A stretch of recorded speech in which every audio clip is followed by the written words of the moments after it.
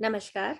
मैं डॉक्टर राजकुमारी शर्मा आज आपके समक्ष नागार्जुन कवि के बारे में, उनके व्यक्तित्व और कृतित्व पर बात करते हुए उनकी कविताओं पर बात करेंगे।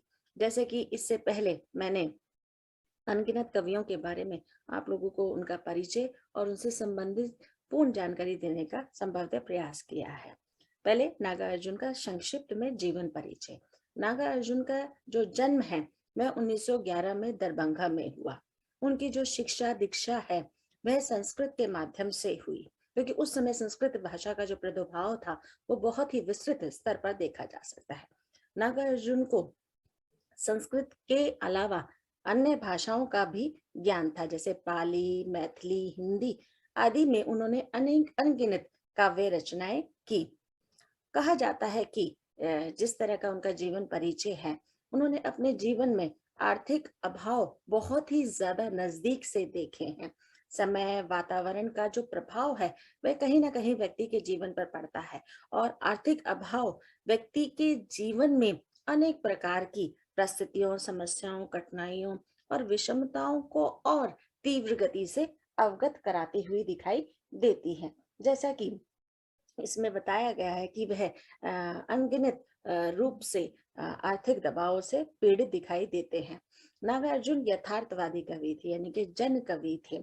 उन्होंने जन जीवन में जिस तरह की हलचल, जिस तरह की समस्या और परिस्थिति का चित्रण किया है अपनी कविताओं के माध्यम से, वह देखते ही बनता है। उन्होंने अपने जीवन में जिस तरह से आर्थिक अभावों को सहा है, वह दूसरे स्तर पर वह अन्य व्यक्ति की पीड़ा को, संवेदना को अच्छे से समझ सकते हैं।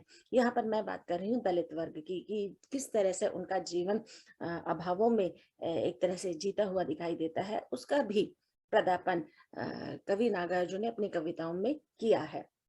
साथ ही साथ ये बस उस समय हम देखते हैं कि जो शासन का जो या शोषण की जो एक तीव्रता थी, वो भी देखने को मिलती है। यानी कि शासन का जो कर्तव्य और दायित्व था, वह आम जनता को किस तरह से उनके मूलभूत जो अधिकार थे वह दिए जा भी रहे थे या नहीं दिए जा रहे थे, इन सब का भी इनकी कविताओं में बड़े स्तर पर देखने को मिलता है।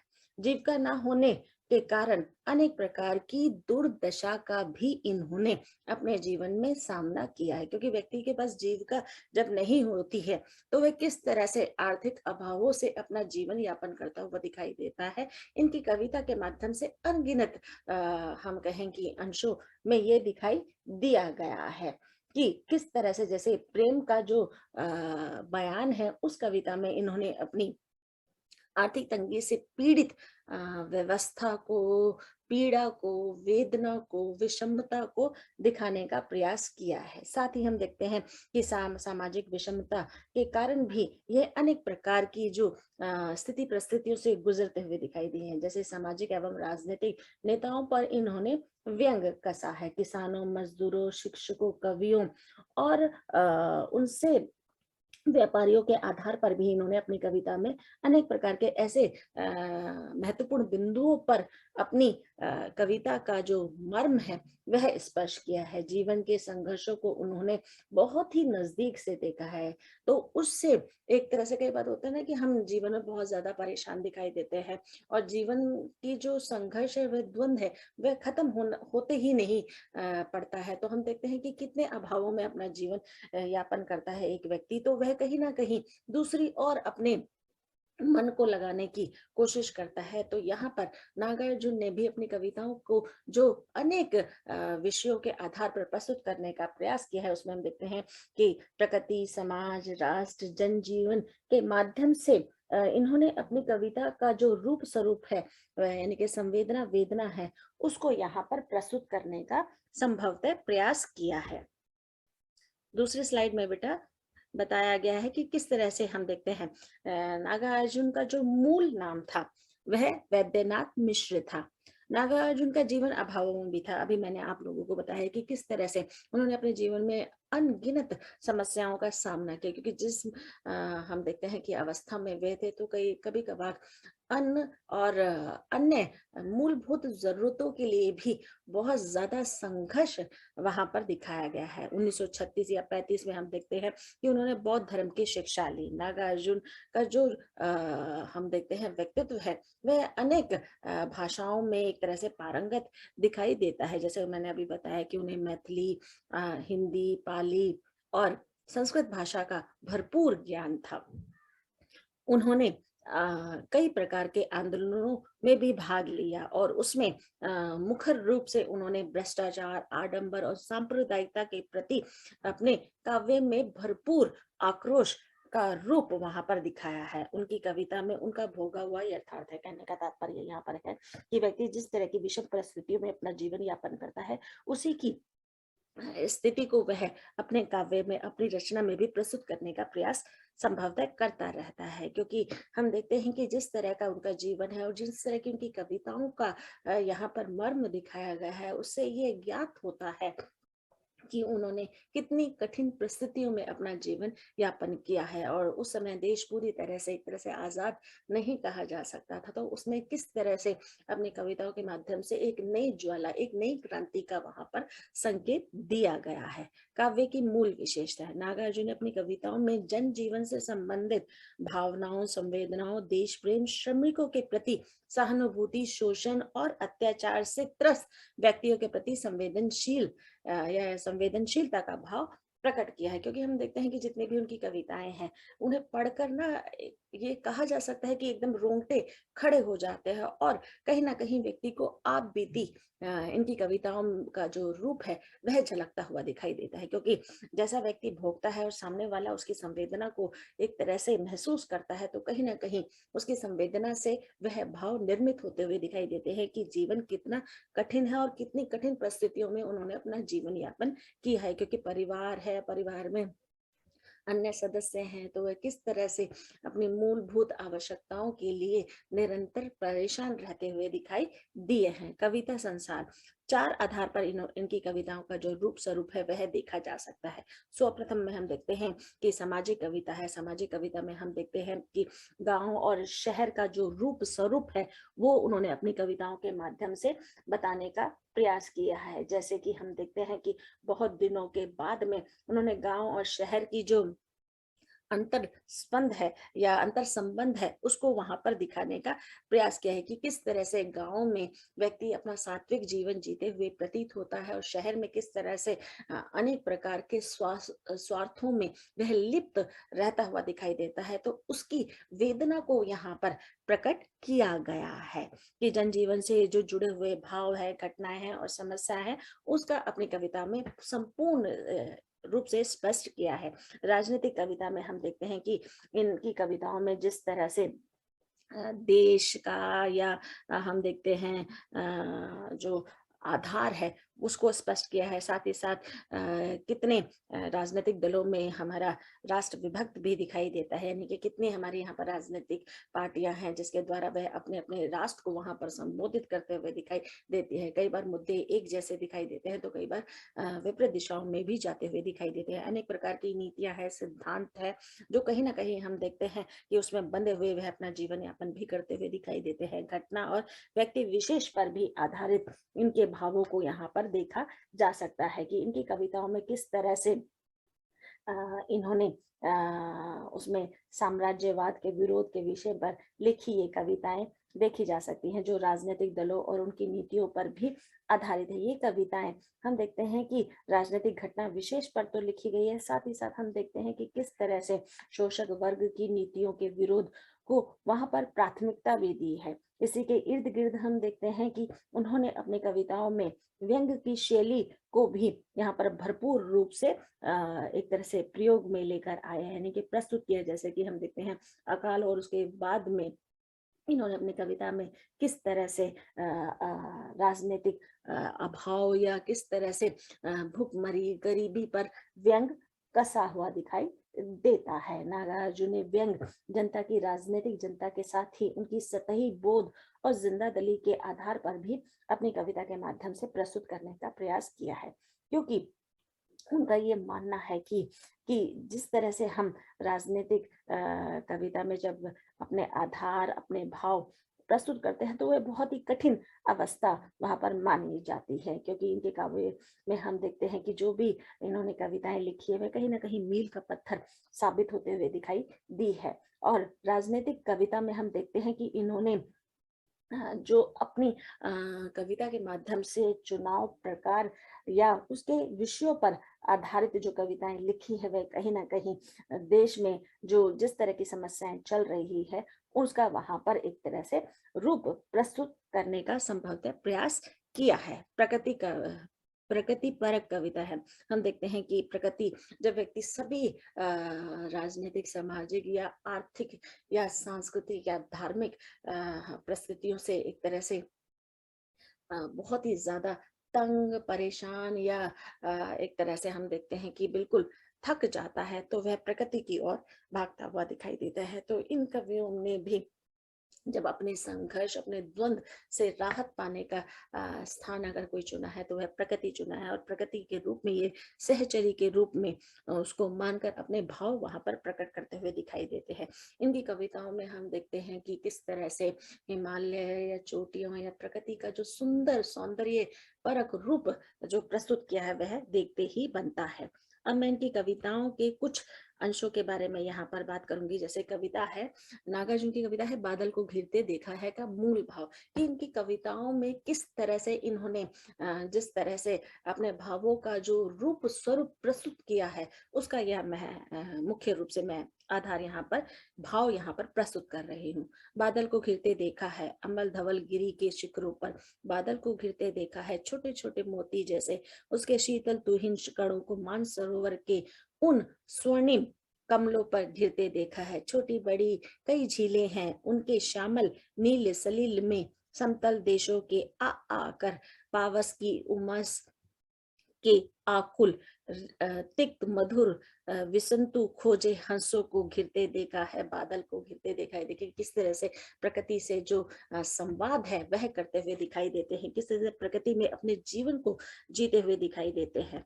तो प्रस्तुत रूप में मैं यहाँ बता रही हूँ कि किस तरह से मैंने इसे पूर्ण कविता के रूप में आपके सामने प्रस्तुत करने का प्रयास किया है। और इसमें जितने मैंने यहाँ पर शब्द लिखे हैं प्रसंग में, संदर्भ में, अगर आप उसे वैसे ही प्रस्तुत करते हैं तो आपके अंक कहीं नहीं कटेंगे। प्रसंग है बादल को घिरते देखा है, यानी कि हम देखते हैं कि जो रचना का नाम है वह क्या है, बादल को घिरते देखा है, और इसके रचनाकार कौन है, नागार्जुन है।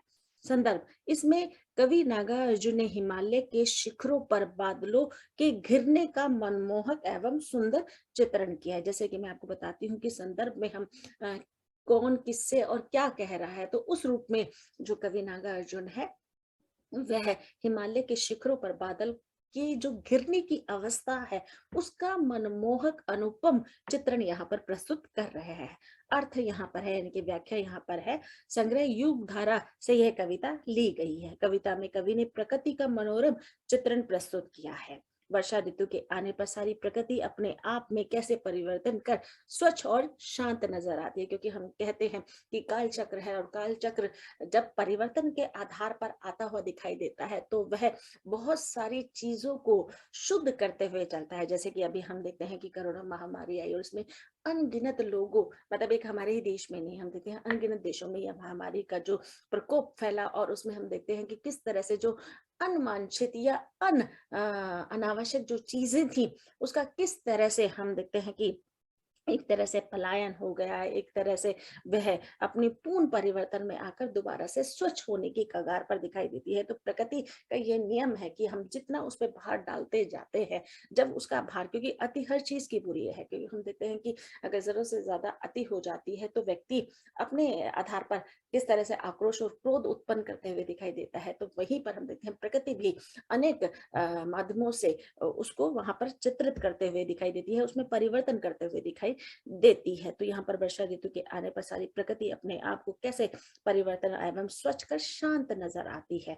इन्हीं संकेतों को कवि ने निम्न बिंबों के द्वारा व्यक्त करने का प्रयास किया है। कविता में हिमाचल की जो चोटियां हैं, बर्फीली पहाड़ियां हैं, दुर्गम जो रास्ते हैं, झीलें हैं, लहरों हैं, या देवदार के जंगलों के बीच वनस्पतियां, जीव जंतु किस तरह से अपने कार्य व्यापार या कार्य क्रियाकलापों को करते हुए दिखाई देते हैं। साथ ही ये बताया गया है कि किन्नर किन्नर की नदियों के मनोहारी रूप का यहाँ पर यथार्थ चित्रण बेहद आकर्षक बना हुआ दिखाई देता है।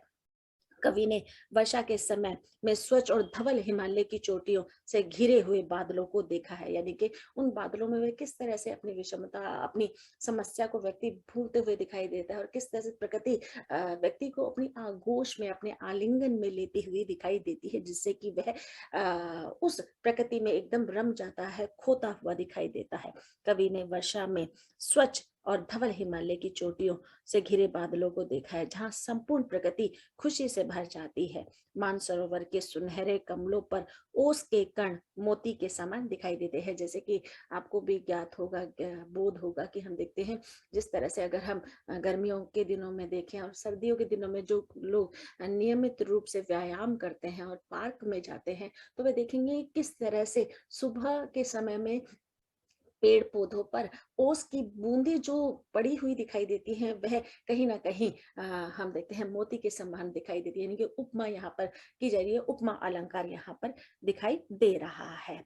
वर्षा ऋतु में हंसों को झीलों में तैरते हुए, कमल नालों को खोजते हुए देखा है कि किस तरह से हम देखते हैं कि वर्षा ऋतु के समय में किस तरह से हंस है वह अपनी भाव अभिव्यक्ति झील में तैरते हुए व्यक्त करते हुए दिखाई देते हैं, और किस तरह से वह कमल नालों को भी एक तरह से खोजते हुए दिखाई देते हैं। तो कवि ने किस तरह से भावाभिव्यक्ति के द्वारा अनेक बिंदुओं को यहाँ पर चित्रित किया है। दूसरे उसमें हम देखते हैं बेटा कि किस दूसरे उसमें हम देखते हैं कि किस तरह से ऋतु का जो रूप सौंदर्य है उसका यहाँ पर चित्रण किया गया है। ऋतु वसंत का सुप्रभात था, मंद मंद था अनिल बह रहा, बाला रुण की मृदुल किरणें थी, अलंग बगल स्वर्ण भाव शिखर से एक दूसरे से विरहित हो सारी रात बितानी होती, निशा काल के चिर अभिशापित बेसुध बेबस उन चकवा चकवी का बंद हुआ कृदन, फिर उनमें उस मुंह स्वस्वर के तीरे शैवालों की हरी दरी पर प्रणय कलह छिड़ते देखा है, बादल को घिरते हुए देखा है। कहने का तात्पर्य यह है कवि किस तरह से अपनी भाव अभिव्यक्ति को अनेक माध्यमों से यहाँ पर चित्रण करने का प्रयास कर रहा है। अर्थ है यहाँ पर कि वसंत ऋतु का शोभन प्रातः काल था, यानी कि वसंत ऋतु का जो समय है वह किस तरह से अपनी अभिव्यक्ति को वहां पर अनेक माध्यमों से स्पष्ट करने का प्रयास करें, क्योंकि हम देखते हैं कि जिस तरह हम सुबह का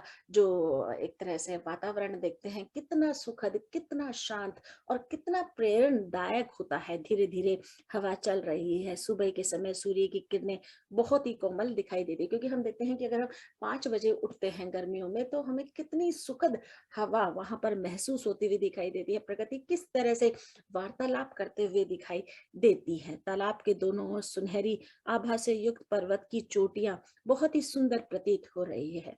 उस सरोवर में जिसमें चकवा चकवी को एक दूसरे से अलग होकर सारी रात बितानी पड़ती है। चकवा चकवी यहाँ पक्षी है, तो किस तरह से रात में एक तरह से दूर होते हुए दिखाई देते हैं और सुबह आते ही वह कितने नजदीक, कितने समीप, कितनी अपनी भावनाओं को वहां पर व्यक्त करते हुए दिखाई देते हैं। तो किस तरह से वह सारी रात अलग होकर और फिर वह रात के समय अलग रहने के लिए बहुत समय से शाप प्राप्त करने वाले हैं। कहने का तात्पर्य है कि हम देखते हैं कई ऐसे जीव हैं या कई ऐसे पशु पक्षी हैं, कई तरह के हैं जो नियम कायदों में बंधे हुए हैं, या किसी तरह से हम देखते हैं कि उनके भी कुछ नियम है, जिसका यहाँ पर प्रदापन कवि ने किया है कि रात के समय चकवाचकी किस तरह से विरह वेदना को सहते हुए दिखाई देते हैं। सुबह उठते ही वह एक दूसरे के समीप आकर अपनी वेदना संवेदना को वहां पर व्यक्त करते हुए दिखाई देते हैं। रात में चकवाचकी के विरह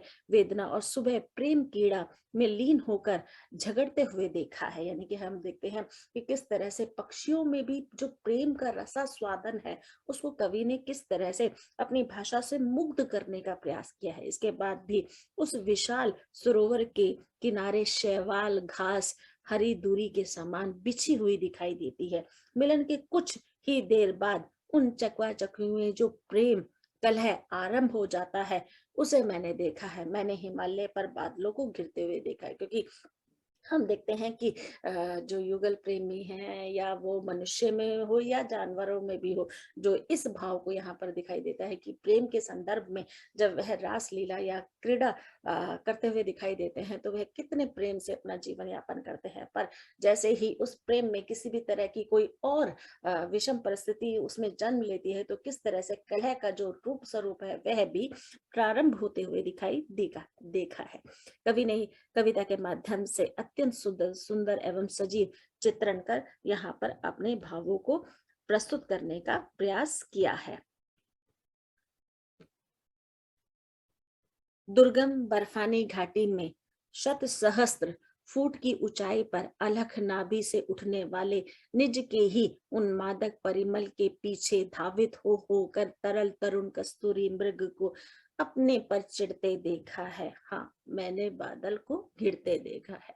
यहाँ कहने का तात्पर्य है कि किस तरह से व्यक्ति के जीवन में जैसे अनेक प्रकार की परेशानियां समस्याएं जन्म लेती है, वैसे ही हम देखते हैं कि जो जीव जंतु है उनके जीवन में भी अनेक प्रकार की जो परेशानियां समस्याएं वह किस तरह से उनके रास्ते को अवरोध करती हुई दिखाई देती है। अनेक मार्मिक घटनाओं से उन्हें एक तरह से प्रेरित करते हुए दिखाई देती है, उनके प्रेरणा का स्रोत बनते हुए कई बार हम देखते हैं कि किस तरह से वह अपने में ही उलझे चिढ़ते खींच करते हुए दिखाई देते हैं। बर्फ में लदी लदी घाटी बहुत ही कठिन होती है, वहां तक जाना बहुत ज्यादा मुश्किल होता है। कस्तूरी हिरण ऐसी ही घाटी में मिलते हैं, यानी कि ऐसी ही घाटी में दिखाई देते हैं। जो कस्तूरी हिरण होते हैं, उसकी नाभि ना तो उसे दिखाई देती है और ना ही किसी और को। उस नाभि से उठने वाली जो खुशबू है वह सभी को एक तरह से मोहित कर लेती है, यानी कि सभी का मन वहां पर एक तरह से मोहित कर लेती है। ऐसे में हिरण को प्रतीत होता है कि यह सुगंध कहीं और से आ रही है, तो इस संदर्भ में वह अनेक रूपों में दौड़ता फिरता हुआ दिखाई देता है। पर जब वह सुगंध उसे प्राप्त नहीं होती, तो उसमें अनेक प्रकार की खींच उत्पन्न होते हुए दिखाई देती है। उस सुगंध को पाने के लिए दौड़ता भागता है। जब वह खुशबू उसे प्राप्त नहीं होती, तो हिरण अपनी असफलता के कारण चिढ़ता और परेशान होता हुआ दिखाई देखा है। मैंने उसे देखा है, यानी कवि यहाँ पर बोल रहे हैं कि वह अपनी उस खुशबू को पाने के लिए इधर उधर भाग रहा है जो उसके अंदर स्वयं ही है। तो वह कह रहा है कि किस तरह से मैंने बादल को घिरते हुए देखा है। उस बादल को घिरने के संदर्भ में अनेक प्रकार के जो मर्म है उसको यहाँ पर उजागर किया है। लास्ट नॉट लिस्ट, कहाँ गया धनपति कुबेर वह, कहाँ गई उसकी वह अलका, नहीं ठिकाना कालिदास के व्योम प्रवाही गंगा जल का। ढूंढा बहुत परंतु लगा क्या, मेघदूत का पता कहीं पर कौन बताए वह, छाया में बरस पड़ा होगा यहीं पर, जाने दो वह कवि कल्पित था मैंने तो भीषण जाड़ों में, गगनचुंबी कैलाश शीर्ष पर महामेघ को झंझानिल से गरज गरज भिड़ते देखा है। बादल को मैंने घिरते देखा है। कवि ने इन पंक्तियों के द्वारा किस तरह से व्यक्ति के आधार पर अपनी अभिव्यक्ति को किया है, पता नहीं धन के स्वामी कुबेर कहाँ चले गए, क्योंकि यह हमारे ग्रंथों में है या हमारे पुराने ग्रंथों के द्वारा हमें बताया जाता है कि कुबेर की जिस पर एक तरह से कृपा हो जाती है वह धन धनाढ्य से संपन्न हो जाता है, वह आर्थिक अभाव उसके जीवन में कोई नहीं आता हुआ दिखाई देता है। तो पता नहीं धन के स्वामी कुबेर कहाँ चले गए हैं। उनकी राजधानी अलका नगरी का भी पता नहीं, अर्थात जिस कुबेर की बात यहाँ पर की जा रही है उसका और उसकी राजधानी अलका का तो किसी को पता ही नहीं है। यानी कि हम लगातार यह ढूंढने का या खोजने का प्रयास कर रहे हैं, पर हमें वह, अगर हमें किसी जगह का पता हो तभी तो हम उसे खोज पाएंगे। अगर हमें जगह का ही नहीं पता, स्थान का ही नहीं पता, तो हम उसे कैसे ढूंढ पाएंगे। कवि कालिदास ने आकाश में बहने वाले गंगा जल का वर्णन मेघदूत में किया है, उसका भी किसी को पता नहीं, अर्थात कहीं भी उसका जिक्र नहीं दिखाई दिया है, किया गया है या नहीं हुआ है। तो वो किस तरह से हम कहें कि तथ्य या सत्य के आधार पर वहां पर वर्णित हुआ है। मैंने बहुत प्रयास किए, अनेक प्रकार से ढूंढा, पर बादल को उनकी खोज करने के लिए इधर उधर भी भेजा। या कवि की कल्पना देखिए कि वह बादल को अलका नगरी या कुबेर को ढूंढने के लिए वहां पर भेज रहे हैं, पर इस भेजने के कारण में वह अनेक प्रकार से विचलित होते हुए भी दिखाई दे रहे हैं कि अनेक प्रकार से ढूंढा, पर बादल को उनकी खोज करने के लिए भेजा, पर वे दूत भी पता नहीं कहाँ चले गए। क्योंकि हम देखते हैं बादल को दूत बना के भेजा, तो बादल तो अपने विभिन्न प्रकार की आकृतियों में एक तरह से धूमिल उजागर होते हुए दिखाई देते हैं, तो वह भी पता नहीं कहाँ चले गए हैं, उनका भी कोई अता पता नहीं है। बादल तो हम देखते हैं कि छाया रूप में हम काल्पनिक दिखाई देते हैं, उसके बारे में किसी को भी कुछ नहीं पता है कि वे कहाँ जाते हैं, कहाँ स्थित हैं, कहाँ विखंडित हुए हैं, कहाँ पर एक तरह से संपूर्ण आकृति बदलते हुए दिखाई देते हैं। अर्थात बादल के विषय में किसी को भी कोई भी जानकारी नहीं है, वह भी कहीं कहीं यहीं कहीं बरस के खत्म अर्थात समाप्त हो गए हों, इधर उधर खो गए हों। इस तरह के अनेक प्रकार का जो भ्रम है वहां पर दिखाई दे रहा है। तुम चिंता मत करो, उसे भूल जाओ, कवि की कल्पना से उत्पन्न मेघ था, उसकी चिंता तुम मत करो। कवि ने उस भयानक जाड़ों में आकाश में विचरण करते हुए ऊंचे कैलाश शिखर विशाल मेघ को आंधी की तरह हवा को गरज गरज कर लड़ते झगड़ते भिड़ते हुए देखा है। हाँ, मैंने हिमालय पर्वत पर बादल को घिरते देखा है। तो यहाँ पर कवि नागार्जुन ने अपनी कविता के माध्यम से प्रकृति का जो सौंदर्य दिखाया गया है वह देखते ही बनता है। साथ ही पौराणिक कथाओं में जिस तरह की किंवदंतियां हैं और उन किंवदंतियों के कोई तथ्य या सत्य रूप वहां पर प्रकट नहीं है, उसी तरह से अनेक प्रकार की काल्पनिक रूपों को यहाँ पर दर्शाने का कवि ने प्रयास किया है। धन्यवाद।